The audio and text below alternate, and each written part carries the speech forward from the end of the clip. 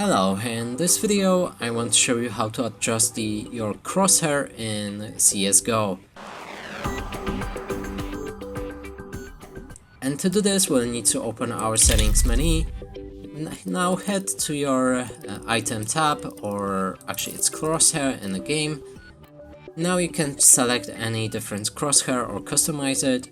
But there's also other options to do it. You can either visit the specific website that allows you to customize your crosshair, and I would strongly recommend to go for your Steam Workshop and add the map to your game.